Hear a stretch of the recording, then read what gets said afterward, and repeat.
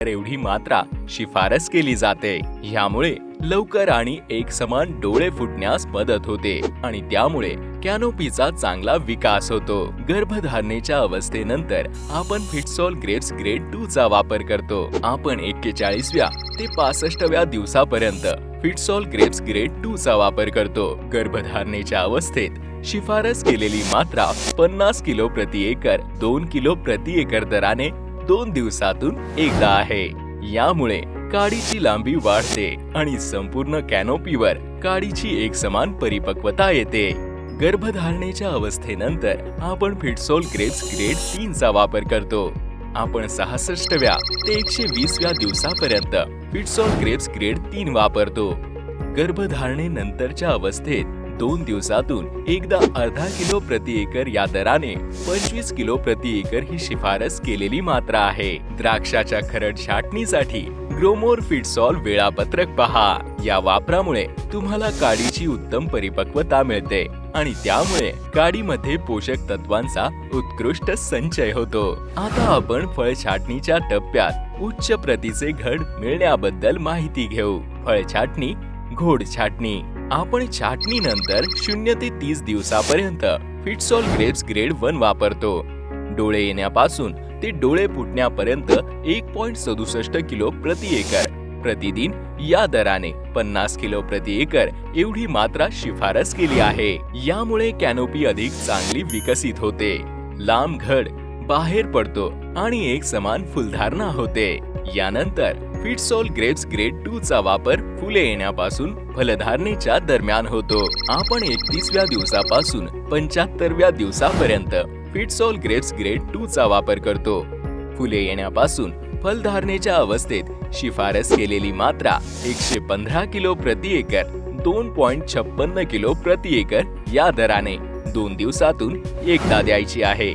यामुळे तुम्हाला प्रतिवेल उत्कृष्ट फळधारणा आणि प्रतिघड अधिक फळे मिळण्याची शाश्वती मिळते। फिटसॉल ग्रेप्स ग्रेड 3 चा वापर फळधारणे ते वेरायझन अवस्थेमध्ये करू। आपण 76व्या दिवसापासून 105व्या दिवसापर्यंत फिटसॉल ग्रेप्स ग्रेड 3 वापर करतो। फुलोरा येण्यापासून फळधारणेच्या अवस्थेत शिफारस केलेली मात्रा 75 किलो प्रति एकर आहे।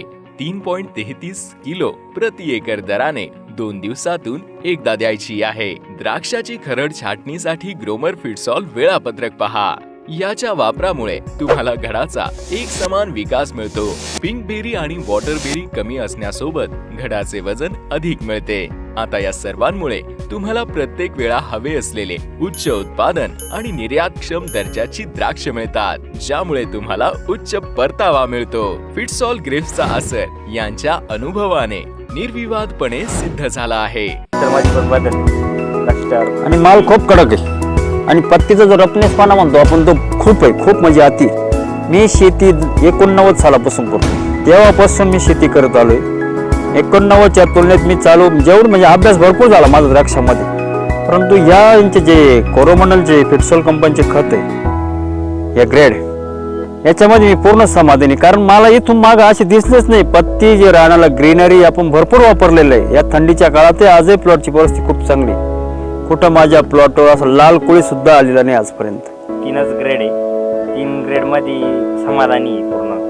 3 ग्रेड जरी वापरले तरी पुष्कळ आहे आणि या 3 ग्रेडच काम केलं आम्ही। फक्त SOP 50 ते 60 किलो एकरी वापरलेले आणि सर्वात महत्त्वाचं म्हणजे मॅच्युरिटी काडीची मॅच्युरिटी पूर्ण तळापासून तर शेंड्यापर्यंत पूर्ण मॅच्युरिटी आलेली होती आपल्या ट्रायल प्लॉटवरती।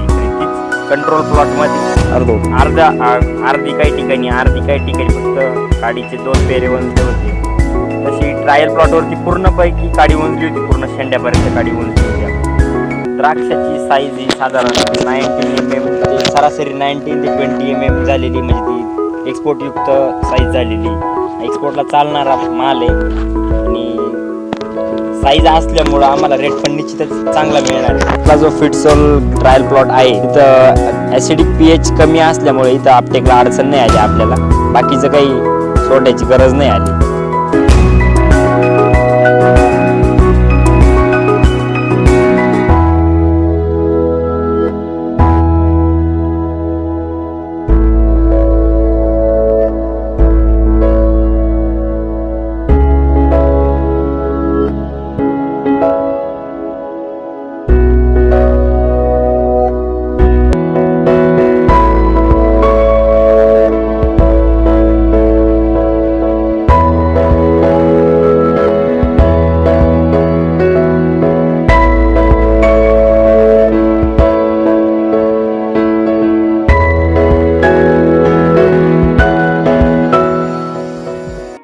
पिकाला फिटसॉल ग्रेप्सची शक्ती द्या. कोरोमंडलचे विद्राव्य खत ड्रीप मधून देण्यासाठी